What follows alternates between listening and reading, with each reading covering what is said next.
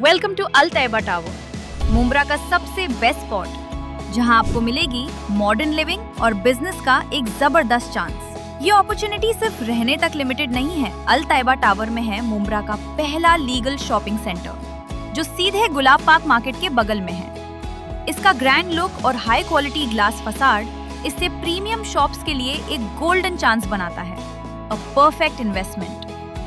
ध्यान रखिए, residential flats available only for 100 elite customers. ये सिर्फ एक फ्लैट नहीं, ये है आपके लिए हाई क्वालिटी स्ट्रक्चर, जहां मिलेगी नेचुरल लाइट और काफी स्पेस।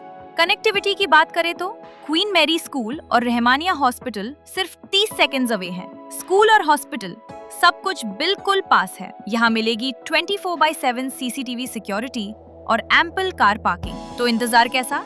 अपने सिक्योर फ्यूचर, कंफर्टेबल लाइफस्टाइल और स्मार्ट इन्वेस्टमेंट के लिए चूज अल तैयबा टावर। आपकी नई लाइफ यहीं से शुरू होती है। ज्यादा डिटेल्स के लिए हमारी वेबसाइट देखिए या अभी कॉल कीजिए।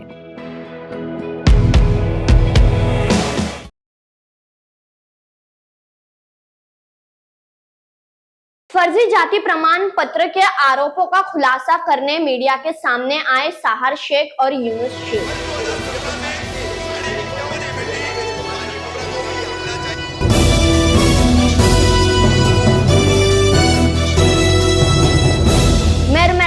हिंदुस्तानी रिपोर्ट में आपका स्वागत है। MIM नगर सेविका साहर शेख और उनके पिता यूनुस शेख, जिनके ऊपर आरोप लगे थे कि इन्होंने फर्जी जाति प्रमाण पत्र कास्ट सर्टिफिकेट के बेसिस पर ये चुनाव लड़े हैं, TMC चुनाव, नगर सेवक चुनाव, और इस चुनाव को जीता है, जिसके बाद मुंब्रा में जो माहौल है वो काफी गरमाया हुआ था। अब इसी मामले को लेकर के हमारे चैनल के माध्यम से हमने आपको खबरें भी दिखाए थे। ये जो फर्जी जाति प्रमाण पत्र के आरोप लगे हैं नगर सेविका साहर शेख और यूनुस शेख के ऊपर, इसी मामले को लेकर के गत 20 अप्रैल यानी आज के दिन साहर शेख और यूनुस शेख ने थाने में एक पत्रकार परिषद रखी थी, जहां उन्होंने इन सारे आरोपों को झूठा बताते हुए अपना ओरिजिनल कास्ट सर्टिफिकेट मीडिया के सामने रखा कि उनका जो ओरिजिनल सर्टिफिकेट है वो उनके पास है, ना ही उन्होंने कोई फेक सर्टिफिकेट बनवाया है और किसी फेक सर्टिफिकेट के बेसिस पर उन्होंने चुनाव लड़ा है। जो उनका ओरिजिनल सर्टिफिकेट है वही उन्होंने इलेक्शन कमीशन में सबमिट किया है और उसी के बेसिस पर उन्होंने चुनाव लड़े हैं और इस चुनाव को जीता भी है।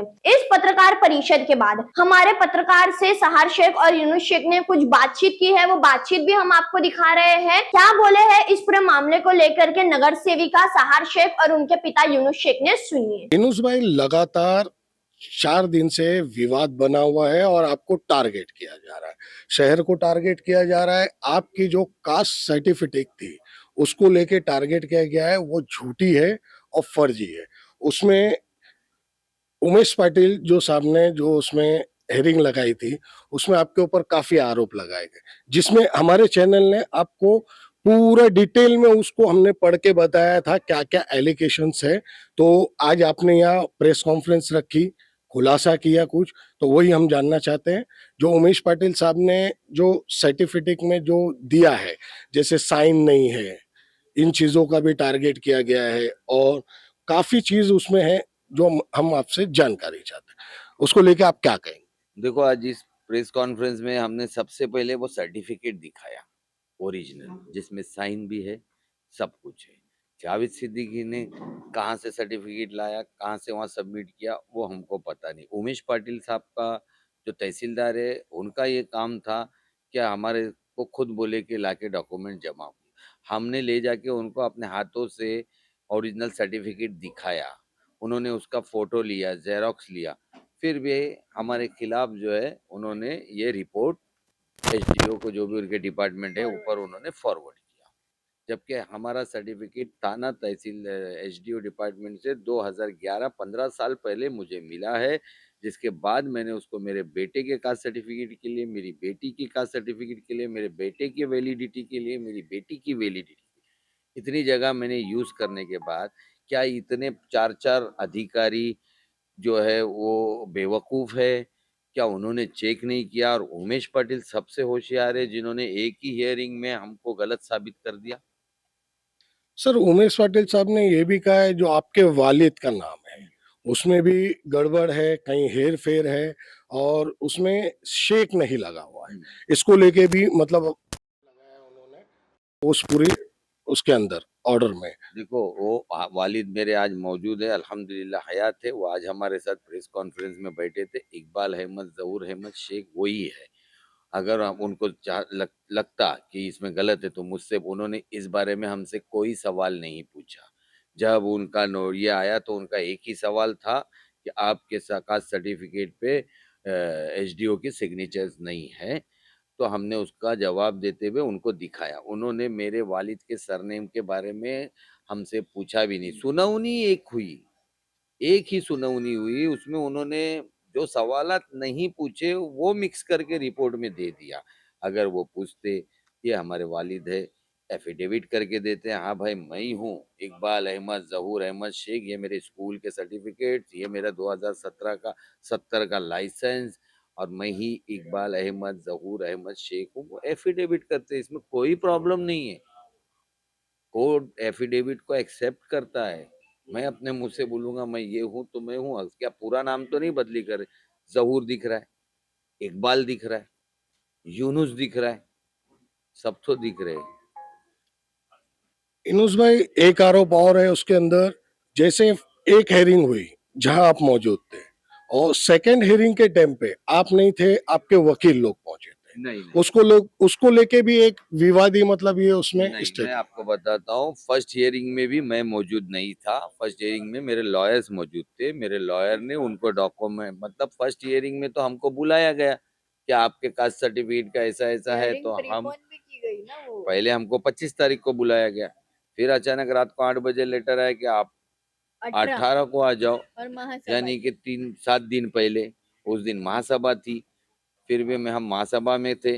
वहां से मुझे कुछ पेन हुआ, मैं दोपहर में घर पे गया और 3 बजे की हियरिंग थी। तब हमारे लॉयर्स पहुंचे। लॉयर्स पहुंचने के बाद उन्होंने बोले ये है नहीं, तो बोले 23 तारीख को आना। उस दिन तहसीलदार मौजूद थे, उमेश पाटिल, मगर 23 तारीख को वो मौजूद नहीं थे।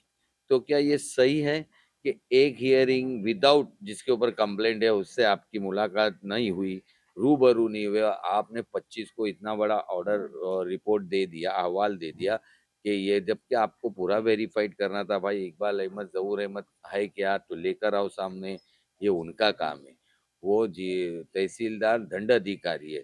क्या ऐसा सर्वे करते, ऐसे कोई केस की जांच होती है कि उसको आप पूरी जांच किए बगैर वन साइड फैसला सुनाते? बहुत गलत उन्होंने किया, जिसके जवाब में आज हमने सारे डॉक्यूमेंट दिखाए। मेरा सबमिट किया हुआ एक भी डॉक्यूमेंट अगर फेक जाली है तो मैं खुशी से एफआईआर लेने के लिए तैयार हूँ अपने आगे के ऊपर।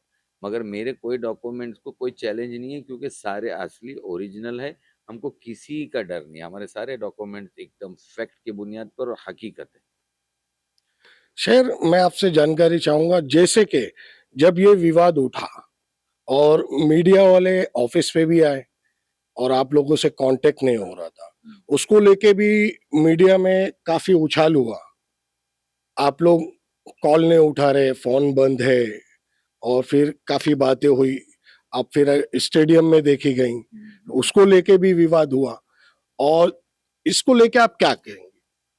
देखिए, नॉट रीचेबल करके टैगलाइन चलाई गई थी। वो तो फेक एलिगेशंस, जैसे हमने अभी भी वही साबित करने के लिए कॉन्फ्रेंस रखी थी कि बेबुनियादी इल्ज़ाम लगाए गए हम पर, जैसे कि फर्जी डॉक्यूमेंट्स, फर्जी जाली ओबीसी सर्टिफिकेट, ये सब सबमिट करके इसके आधार पर अपने इलेक्शन लड़ा और इलेक्शन कमीशन की आंखों में धूल झोंका है। इतना बड़ा दिशा भूल हमने किया है, ऐसा इनका आरोप है। और फिर उसके बाद ये बोलते हैं हमारे ऑफिस पे आके डायरेक्टली कि हम नॉट रीचेबल है, लेकिन हम आवाम के काम में लगे हुए। एसआईआर का कितना इम्पोर्टेंट काम चल रहा है सभी जानते हैं, और एसआईआर के काम में वोटर्स मैपिंग का प्रोसेस चल रहा है, जिसके लिए हमने इलाके में हमारे हर जगह हेल्प डेस्क लगाए हुए हैं। और मेरा एवरीडे रूटीन होता है हर हेल्प डेस्क विजिट करके लोगों का एसआईआर का मैपिंग करा के लेना। अब हम इलेक्शन कमीशन की मीटिंग अटेंड करते कलवा में प्रभाग समिति में जाकर, जब हमको पता चलता है कि मुमरा से ऑलमोस्ट अराउंड, अब उस दिन तो नंबर था 28% मैपिंग हो चुकी थी, बट अब मुझे लगता है हमने 50-60% मैपिंग कंप्लीट कर लिया आज 20 तारीख तक। तो ये काम आप अगर बोलते हो नॉट रीचेबल है, तो आप आवाम से पूछिए कि क्या सहार नॉट रीचेबल थी, या सहार आपके रीच में ग्राउंड लेवल पे आपके साथ आपकी सहायता कर रही थी, आपका काम कर रही थी। तो ये एलिगेशंस जो लोग लगा रहे हैं वो बेबुनियादी है और हम बिल्कुल आवाम के बीच में थे, उनका काम कर रहे थे। तहसीलदार ऑफिस में ये भी एलिगेशन लगाए गए हैं, जो आपका सर्टिफिकेट है वो बॉम्बे से क्यों बना, मुमरा थाने से क्यों नहीं बनाया गया, थाने से नहीं बनाते हुए आपका ओबीसी सर्टिफिकेट जो छेड़छाड़ करके बॉम्बे से बनाया गया, उसको लेके क्या? मुझसे पूछ रहे ठीक है, सर। ये इनका बोलना है कि छेड़छाड़ करके, बट 2012 के बाद का जो अधिनियम है, रूल है, उसके हिसाब से आप जहाँ के हो, आपके डॉक्यूमेंट्स वहाँ के होने जरूरी है। जहाँ के आपके डॉक्यूमेंट्स है, आपको उसी कलेक्टर से आपका ओबीसी सर्टिफिकेट लेना है।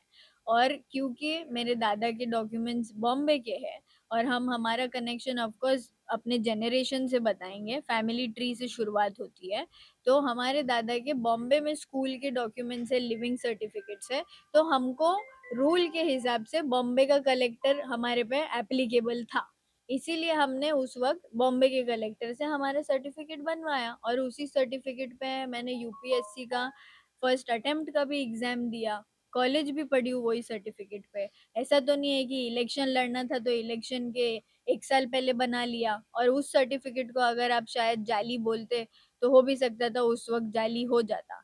लेकिन सबसे बड़ी बात तो सबको ये बता दूं कि अगर जितना बड़ा इल्जाम यूनुस शेख के ऊपर आपने लगाया है, फर्जी, जाली, जो कुछ भी बोल रहे हो, अगर यूनुस शेख को यही काम करना था तो 20 साल बिना इलेक्शन लड़े नहीं बैठे होते, और 15-20 साल पहले ही वो इलेक्शन लड़के जाली सर्टिफिकेट दूसरों के जैसे जैसे जो दूसरे एक एक करके गिरे हैं, हमारी भी सीट शायद उस वक्त उस तरीके से गिर गई होती अगर पापा ने ये काम किए होते।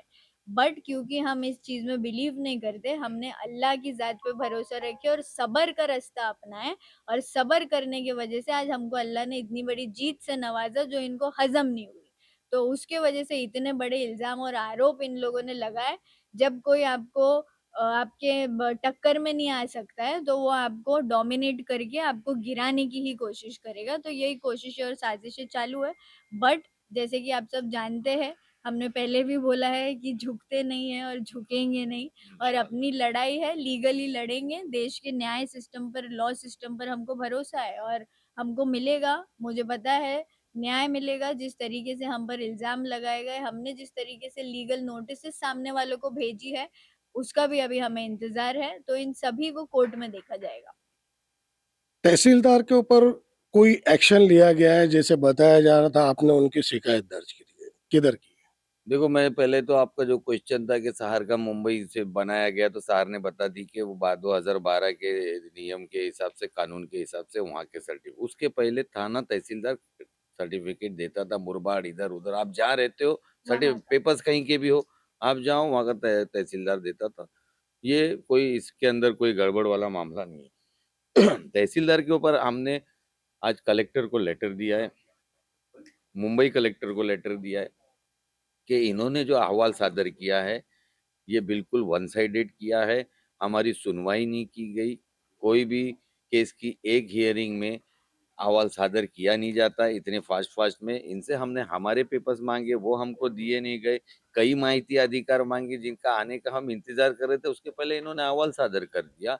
और वो अहवाल को लेके जिन लोगों ने अभी अभी अफवाह उड़ाई, जिस तरीके से हमको बदनाम किया, सार ने बताई, तो सबके ऊपर हमने नोटिस हाई कोर्ट के लॉयर के थ्रू भेज दिया है।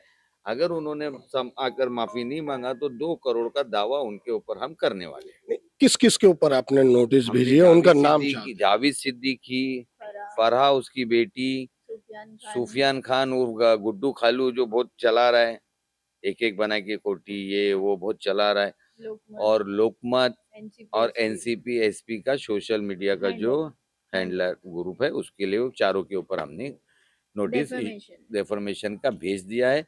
और उसके नीचे लास्ट में लिखा है कि आपने सब गलत किया है और हमारी बदनामी हुई है, आप वापस आए मीडिया में और हम माफी मांगे, अपॉलोज करें, खत्म, नहीं तो ये हम शूट कर देंगे। अभी ये सारी चीज का ताना बाना लेके जी, आपने मतलब कुछ इन पे कंप्लेन करने का, या ये जो आपने बताए ना, वही आपने रास्ता जो बनाया है इसको लेके जो तहसीलदार ने जो पूरी ये रिपोर्ट करके बूम किया है, जैसे 4 दिन से जो पूरा ये उलट हाँ। चल रहा है। हम्म, तो ये कंप्लेन होने के बाद अभी आपके पुरावे आपको कोई और अधिकारी ने बुलाया है क्या नहीं, आपके अभी हमको डॉक्यूमेंट्स ऊपर से लेके? किधर से कोई बुलावा नहीं आया। जब हमको ऊपर के स्क्रूटनी कमिटी इसके ऊपर है, जब बुलावा आएगा हमको नोटिस आएगी, हम जाएंगे, हमारे पेपर्स उनको रखेंगे, उनको सच झूठ बताएंगे, फिर वो फैसला करेंगे जो करना है। क्योंकि हक तो हक होता है और बातिल तो बातिल होता है। हक के फैसले लेट आते हैं मगर सही आते हैं।